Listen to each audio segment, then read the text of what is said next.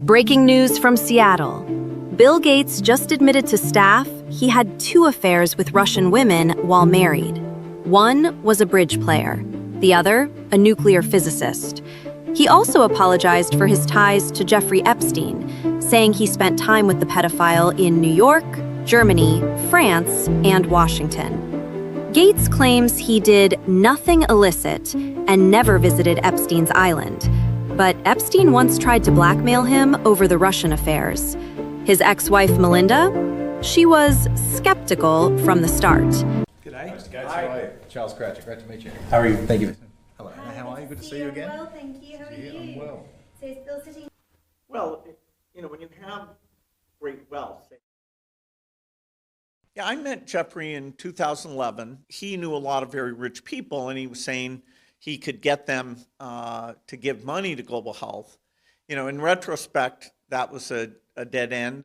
To spend time with him, I was one of many people who regret ever knowing him. You've no doubt seen the allegations, including some of them from the last 24 to 48 hours.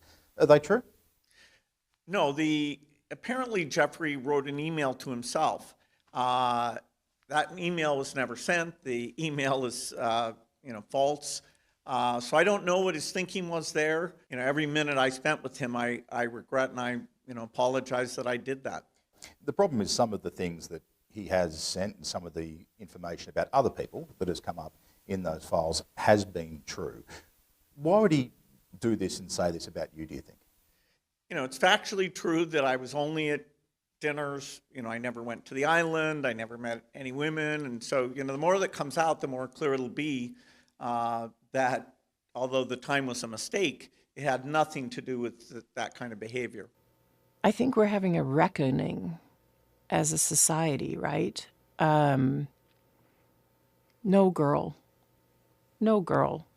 should ever be put in the situation that they were put in by Epstein and whatever was going on with all of the various people around him. No girl. I mean, it's beyond heartbreaking, right? I remember being those ages those girls were. I remember my daughters being those ages, right? So for me, it's personally hard whenever those details come up, right? Because brings back memories of some very, very painful times in my marriage. But I have moved on from that. I purposely pushed it away and I moved on. I'm in a really unexpected, beautiful place in my life.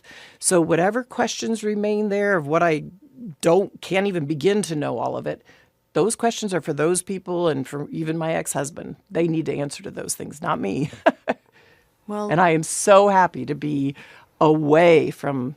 Well, the Gates Foundation has partnered with DFID on a great number of things, and among those are work we do together on livestock, helping animals survive either by having vaccines or better genetics, helping them be more productive. It's making a big difference.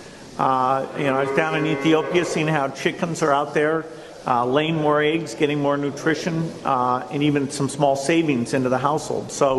Good. For the time being, I shall require only women and children. And Gates' surge in generosity will mean that the Gates Foundation will formally close at the end of 2045. These are big announcements, widely covered and praised by the news media, but they are also complete bullshit. Gates has been boasting great generosity for years, but notice how his personal wealth has skyrocketed during his tenure as a philanthropist. You're a renowned philanthropist. Bill Gates' entire philanthropic career has been organised around ambitious, forward-looking goals and announcements that don't deliver. 2 decades ago, Gates said he knew how to revolutionise African agriculture through philanthropy. Independent research shows that in nations in which Gates works, we're going backwards on many metrics. More than that, farmer organisations across the African continent are calling on the foundation to pay reparations for all the harm it's done. Not only are reparations required for slavery, reparations are required for Bill Gates' near contemporaneous actions in Africa. Strong evidence that the fascist Oromo regime of Ethiopia and allies committed genocide in Tigray War. The Tigray War may be one of the deadliest conflicts of this century. The numerous atrocities committed in Ethiopia's civil war have yet to draw the attention of the international community. Measured by the estimated number of deaths, the Tigray War in Ethiopia could be the deadliest armed conflict of the 21st century, and one of the bloodiest since the end of the Cold War. From its outbreak in 2020 to the official ceasefire in 2022, the civil conflict claimed the lives of up to 400,000 soldiers and 300,000 civilians. Despite the intense human suffering, this forgotten war has not garnered the international attention it desperately needs.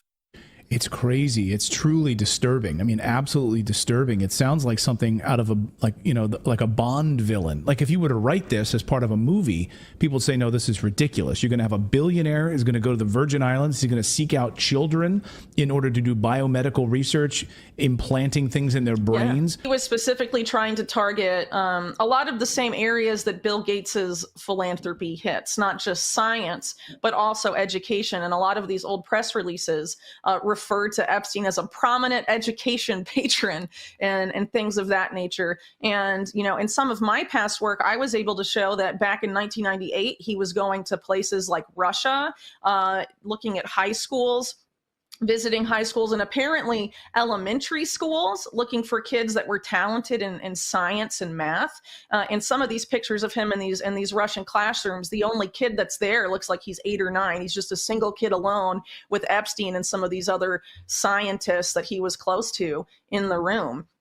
And, you know, what it really disturbs me that no one has, you know, really bothered to look at this or scrutinize this in any capacity. And as far as Google and like Larry Page and Sergey Brin, so both of the Google co-founders are being subpoenaed by the U.S. Virgin Islands in connection with their investigations into Epstein. Larry Page is apparently so concerned about being served papers that he can't be found. They're trying to go through Alphabet, Google's parent company, because he's still on the board of Alphabet, to try and get access to him that way, but he really does not want to have to testify in this case, and that should be really telling. In the testimony, there's a particular reference Epstein makes to Africa, and he says, I do a lot of work in Africa, and he refers to Africa as fertile ground for experimentation.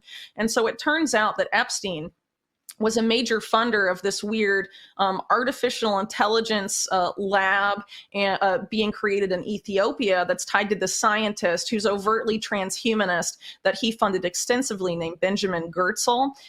Goertzel is, for example, head of Humanity Plus, formerly the World Transhumanist Association, which is an entity that Epstein funded in addition to funding Goertzel's own work. And Goertzel is also the chief scientist at Hanson Robotics, which has produced these human-like robots, the best well-known probably being Sophia, the robot that was, for example, granted citizenship by Mohammed bin Salman at a time when one of his close advisors was Jeffrey Epstein. Again, very, very odd activity there. So as far as what was going on in Ethiopia, at the time that Epstein was investing in this AI lab, and backing Goertzel, Goertzel was teaming up with this blockchain company called Cardano that's pretty well known in the cryptocurrency space. And they were specifically seeking to offer digital ID. Well, it's already happened. They gave a digital ID essentially to 5 million Ethiopian school children with the intention of expanding that. And the whole intention of this is to harvest data from these children. They explicitly say that. So, and even in other documents, Goertzel essentially says that this data is being used to feed, you know, the AI that powers robots like Sophia at Hanson Robotics and stuff. So what exactly is going on here, and what are these transhumanists up to, and why are they so overtly interested in children? And what was Jeffrey Epstein, who was interested in children in numerous disturbing ways, interested in doing?